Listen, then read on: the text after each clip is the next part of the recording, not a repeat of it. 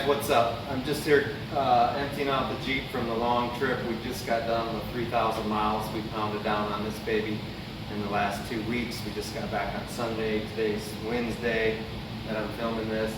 I just thought I would talk a little bit about why I think the WJ in particular is such a great vehicle for overlanding. Of course, every vehicle has its pros and cons, but for me, this is really a nice vehicle to travel in with your family.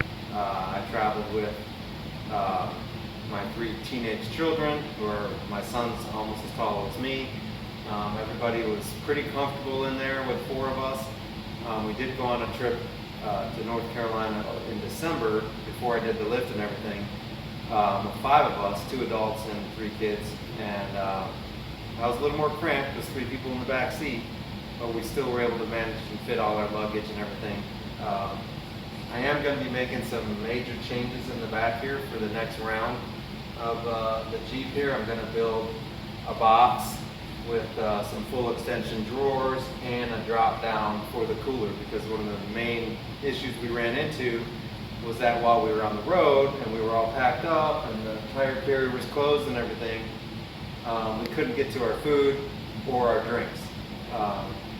So every time we stopped for gas, the kids would be like, hey, I'm thirsty, and then we would go in and spend another $10 on drinks and snacks, or more, $20,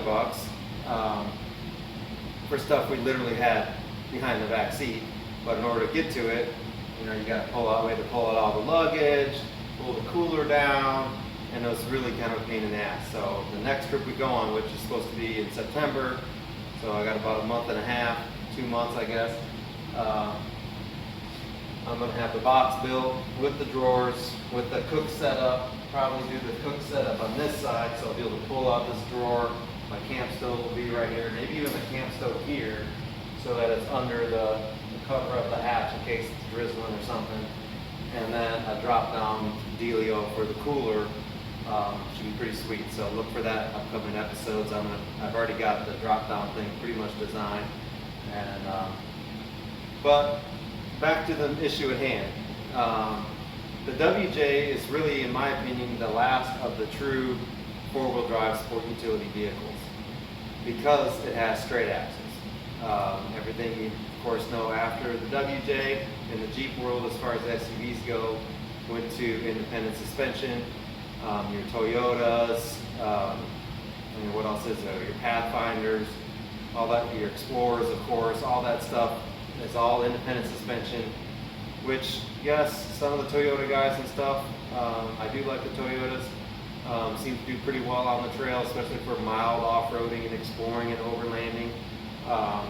But to me, this is the cat's meow. And I think these are actually, they've hit their total rock bottom. I bought this one, as some of you know, for $500. So they've hit rock bottom in price. This was the premier Jeep when it was brand new in 2001. It was more expensive than the Wranglers by about $10,000.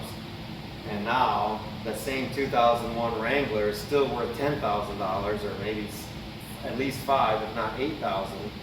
And, you know, the WJs you can pick up all day long for $1,000, $1,500, $2,000. I see them all the time on Marketplace and Craigslist. So to me, now's the time. They've hit rock bottom, and I think actually they'll probably start going back up in value as the good examples, the rusty examples, are still around and are going to start to get lifted. And it's really a perfect time too to do a lift. So if you buy one of these for $500 or $1,000, guess what? One of the major complaints that people have is that it wanders all over the road and it's all loosey-goosey. That's because the suspension's wore out.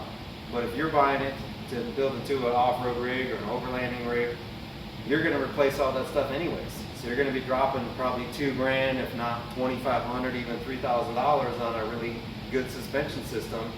You're going to be replacing all of the control arms, the track bar, all of the steering, the shocks, the springs, everything. And so what a perfect time to do that. So you're going to eliminate all of those issues people were complaining about, and why they're selling it so cheap, because they went and got quotes to replace all that stuff, and it is expensive. But if you're doing it for the purpose of taking it off-road, taking your family out, exploring the countryside, it's the perfect time to do it. If you join some of the WJ groups, you know, there's groups on Facebook that got 20, 30,000 members, and you'll see a lot of those guys. They do post every once in a while, like post your mileage, and guys that got 250, 300,000 miles on these engines, no problem. 2001, you know, we were getting into a lot of guys running synthetic oils by then, and these motors are known to run. So as long as you take care of it, you keep the oil in it, keep good oil in it, you don't use cheap filters like Fram, you know, that motor should last. This Jeep has 150,000 miles on it, and I expect it to go at least 200, if not 250, before I pull it out and put an LS motor in it or something. But now that all this work has been done to the Jeep, this Jeep should be around forever. Nobody's going to take this to the junkyard, I wouldn't think, anymore. It's going to continue to be rebuilt, reused, you know, down the road. Trannies, I never hear anybody complain much about these transmissions. I haven't had any problems. The one thing I did do on this, if you go back a few episodes on my channel, is that I swapped over to a 231D transfer case. I got rid of the 247, which was all-wheel drive, and I went to a selectable, more basic transfer case, where I now have your 2 high, 4 high, neutral, and 4 low. And there's an option too to get 2 low, right? That's another, I didn't do that, but you can do that as well.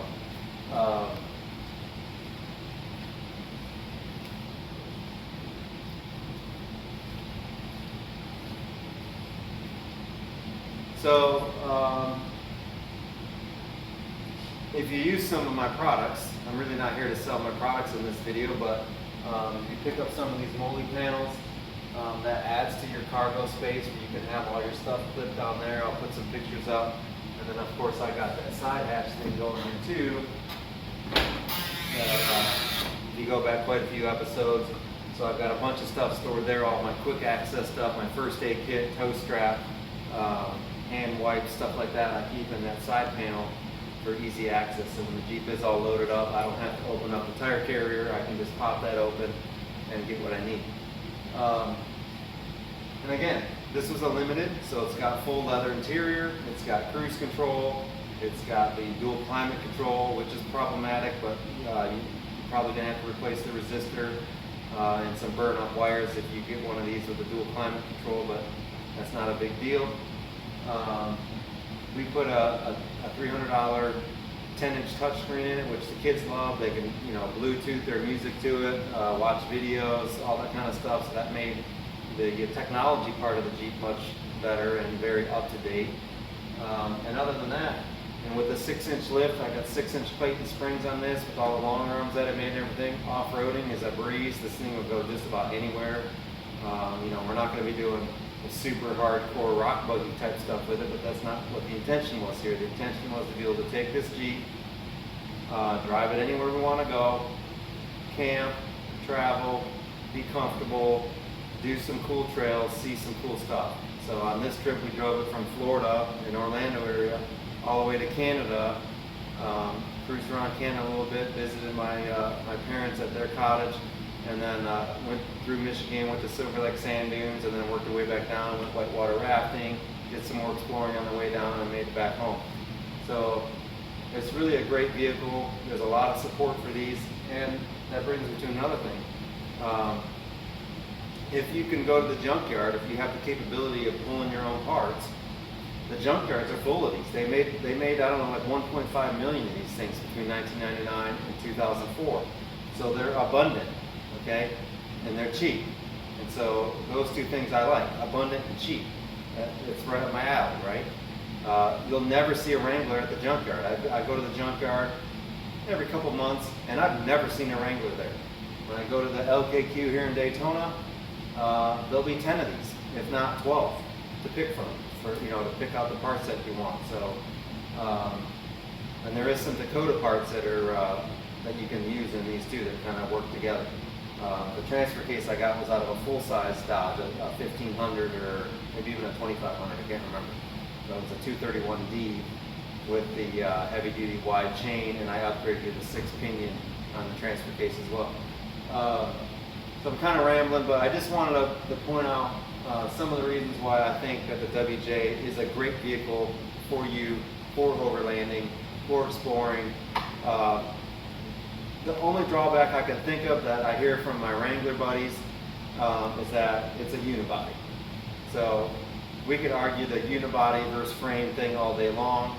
As you probably know, almost all cars and sport utilities are unibodies these days. They're very strong.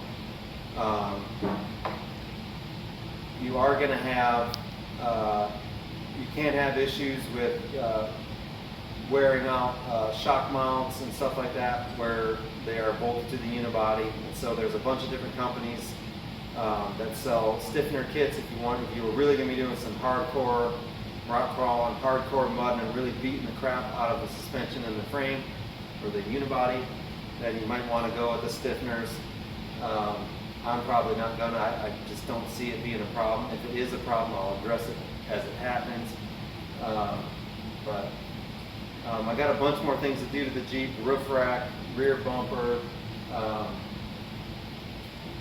What else? The cabinet for the back here, and the rock sliders. So keep tuning in and checking out the channel here. We're going to continue to build this thing, and then we have another one in line ready to go, and that one's probably going to be more of a monster, more of a rock buggy sort of kind of thing, probably running on like 40-inch tires, 1-ton axles, probably a full cage, and not all the amenities, not really an overlanding Jeep at all. It'll be like a trailer Jeep where we trailer it somewhere and like really put it through its paces, and that one will probably get a LS motor, Atlas transfer case, maybe, all that good stuff. So stay tuned for that. That'll be a while down the road, but you know, we've already got the Jeep that we bought for $300 and a completely rust-free Florida car, and that's it. So check out the website www.echelondesignworks.com. That's ECHELON. That's where I'm selling all of my parts that I've designed for this. So we're going to have the front bumper in multiple configurations, the rear bumper, which I haven't even made one yet, but it's coming, the tire carrier, I'll have a roof rack on there. Trying to figure out how to sell you guys this side panel thing, the door opening. We have all the Moly panels on there now, and a few other things to come too. So stay tuned, check out the website, and don't forget to like and subscribe. I really appreciate everybody, all the feedback I've been getting. It really keeps me motivated to keep editing these videos for you guys and keep putting them out. I love it. I love hearing everybody's opinions and giving me ideas and telling me where I screwed up. That's cool too.